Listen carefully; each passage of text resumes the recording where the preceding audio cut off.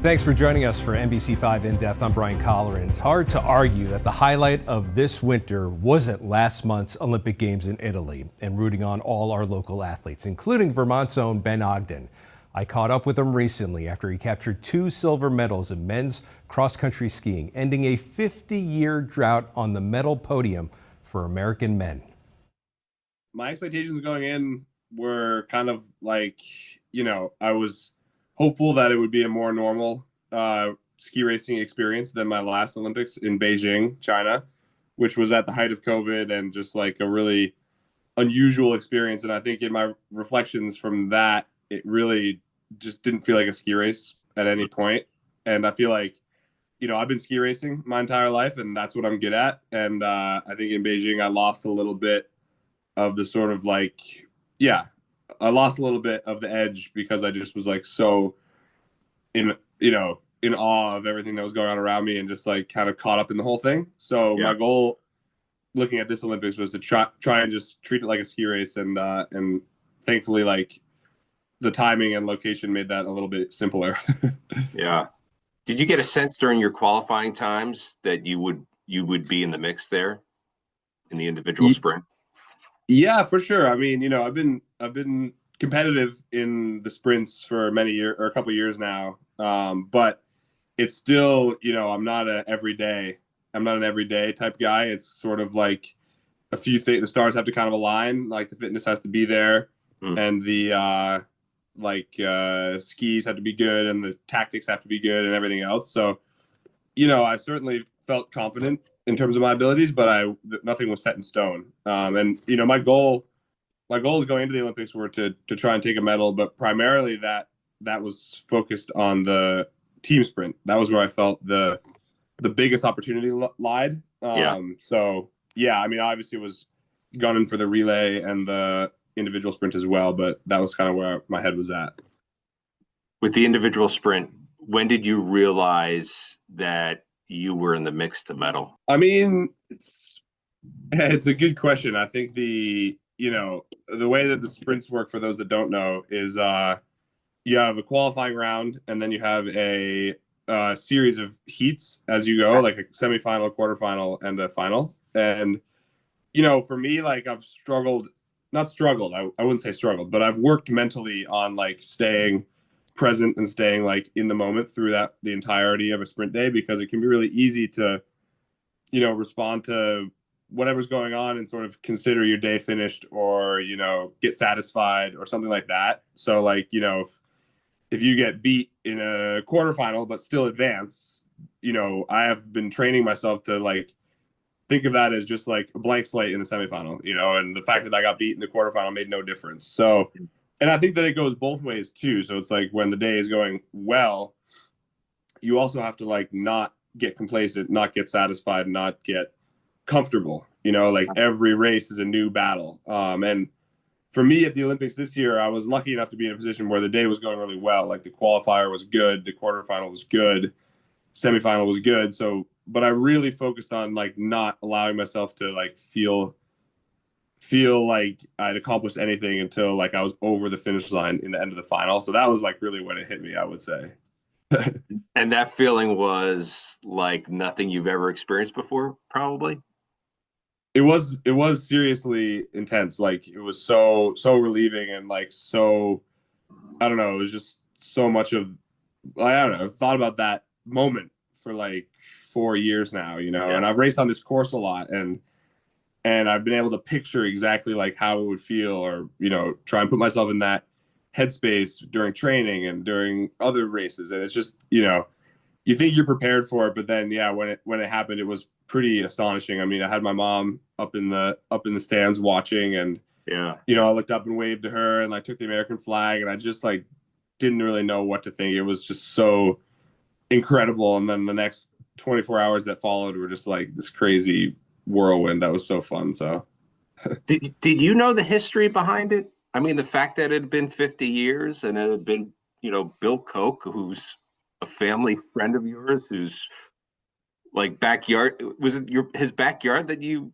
skied in as a kid? Oh yeah, of course. And yeah, I was aware of the history, of course. I mean, for all of my years growing up and skiing at Bill Koch's house, that was like when Bill Koch was the only American medalist at the Olympics for cross country skiing, man or woman. So I think that like we were all like hyper aware of that, and growing up, all of us dreamed of being the one to like end the drought.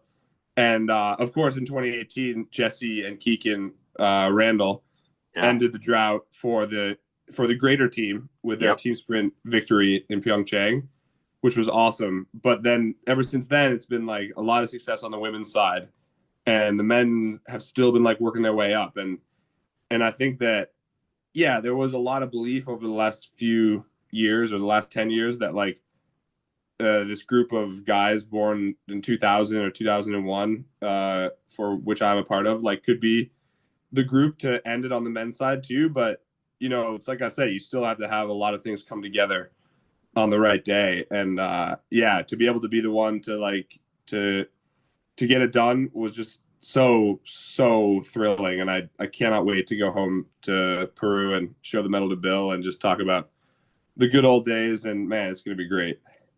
Have you talked to him at all since winning the silver? Have you had a chance to connect?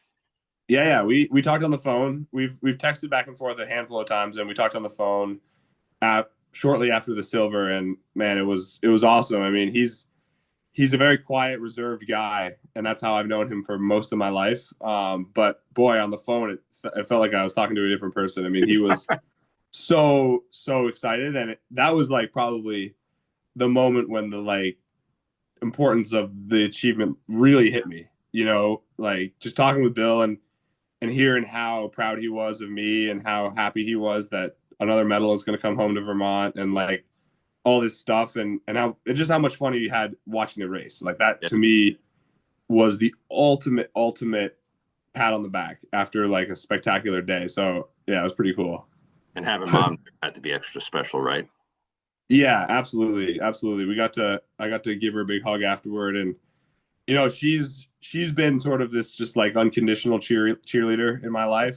She hasn't been heavily involved in like the nitty gritty aspects of being a ski racer, which is exactly how I would want it. I mean, she watches the races and cheers and, texts me after the good days and after the bad days. But, she hasn't been involved in like any of the training stuff or any of the sort of like that sort of thing, which is really cool because I think for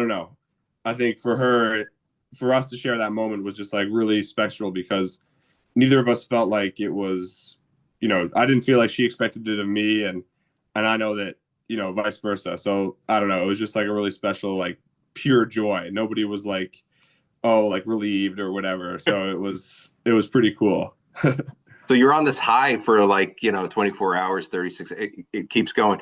And then you get the team competition with Gus.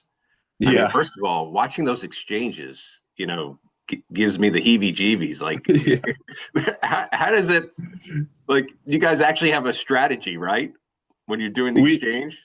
Yeah, it was funny you should ask, actually. Like, we really, our strategy for the team sprint was to just like rely on instinct because we've done so many of them, and we knew both of us were in good shape. But the one piece of strategy that we sort of established with each other before the race started was that we were going to meet at this certain point in the tag zone, because that could be helpful. There's a lot of people; it's hard to know who's who, and that ended up being a terrible decision. I don't know if you like noticed, but every single time, one of us would come around on the outside. Yeah. And then all of a sudden our guy, our counterpart would be on the inside, and we'd be like, oh God, I have to pass her. You're weaving through.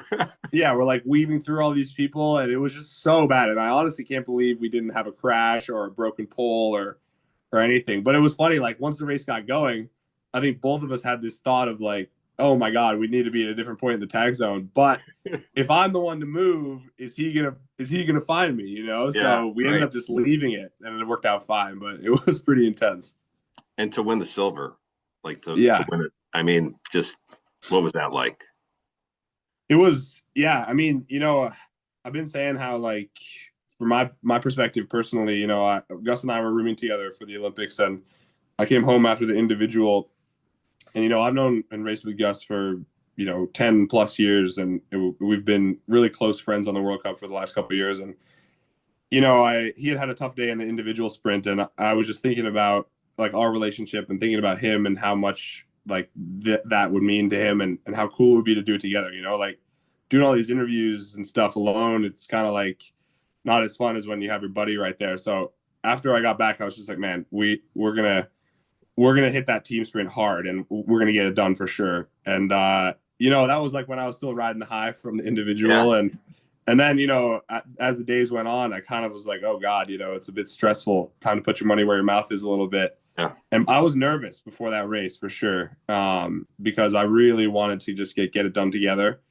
And thankfully, everything went as well as it could have done. And I think the last lap, Gus was the anchor. I was the first guy, and I tagged off in the best position that I could. But you saw Gus, like he was just so good and had so much energy, and was just going stride for stride with the Norwegians for the last leg, and he just solidified it, which was so cool to see. And it just made the celebration that much better, because he like, and I too, but we both just skied a great day, and it was really cool.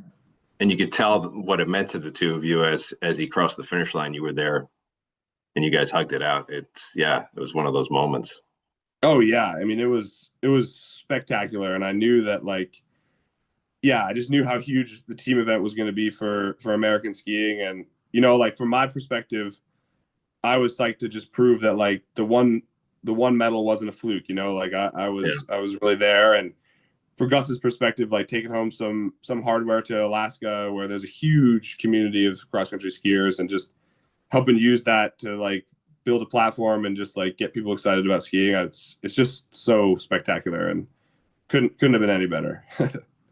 Let me ask you, as you come back home here in a couple of weeks, do you feel like an extra responsibility to spread the sport in some way? I wouldn't say a more responsibility than I had before. Yeah. I've always sort of felt an obligation to grow the sport and to try and use my energy and my like success, really. I mean, it's easy to be positive about the sport if you're in my position. I've always said that. So I do think it's an obligation to like go to ski practices, go to youth events, and just like get fired up and show the kids how much fun it can be. And I think that less of adding to the obligation, but the medal more just adds to the platform, and I think that like that's something I'm really excited for, because I don't know, there's nothing I love more than like going to the Bill Koch Festival, for instance, which is like this 500 kids, elementary school kids, and they all go out and do a couple ski races on a weekend. And to me, that's just so cool, because ski racing is hard, and the kids are working for it, but like they're so much better because of it, and they're still having fun, and that's, to me, just like the best thing you can see. And I hope I can use this success and to just get more kids fired up about it, because that's what it's all about, in my opinion. And the rest of the world's best will be in Lake Placid 2 weekends from now for their World Cup season finale, a chance to see the best in that sport here in our region. We'll be sure to be there.